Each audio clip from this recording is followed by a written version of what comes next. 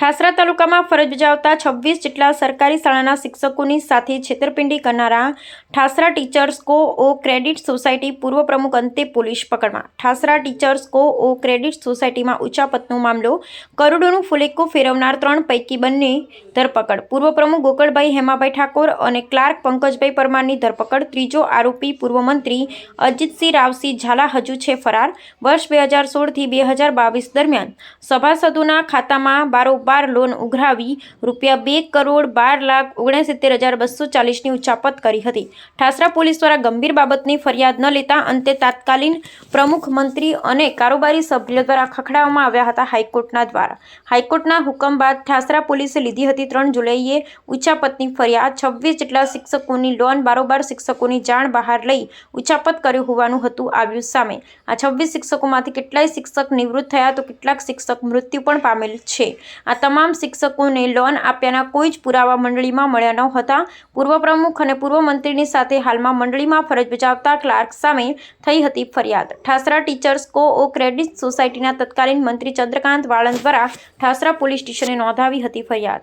ખેડા જિલ્લાના Thasra police station વિસ્તારમાં આવેલી ઠાસરા ટીચર્સ કોઓપરેટિવ ક્રેડિટ સોસાયટીની અંદર ₹2,13,00,000ની આસપાસનું એક કૌભાંડ તેના પૂર્વ મંત્રી, પૂર્વ ચેરમેન અને એક ક્લાર્ક દ્વારા આચરવામાં આવેલું હતું। તે અનુસંધાને 3 જુલાઈ 2025ના રોજ એક ફરિયાદ દાખલ કરવામાં આવેલી, જે આઈપીસીની કલમ 406, 409 મુજબ ગુનો દાખલ કરવામાં આવ્યો।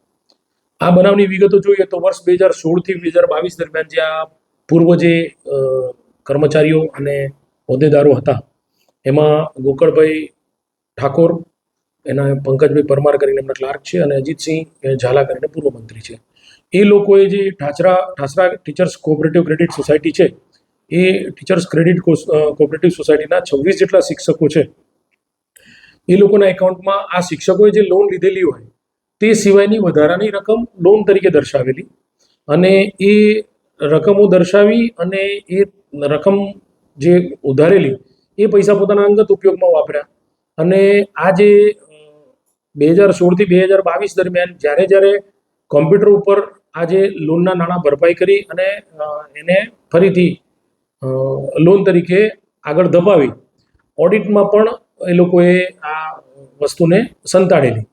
પરંતુ જે નવી જે બોડી આવી એને ઓડિટ દરમિયાન ઓડિટ જે કરાવેલું એ ઓડિટ દરમિયાન આ ગેરરીતિઓ પકડાતા તે લોકોએ ફરિયાદ આપેલી।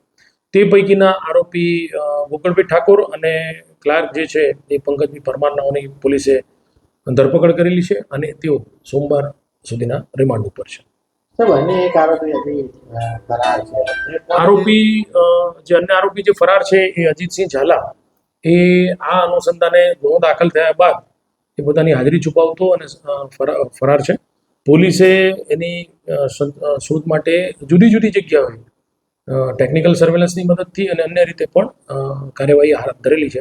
વહેલામાં વહેલી તકે આરોપીને પણ ઝડપી પાડવા માટે ચક્રો ગતિમાન કરેલા છે।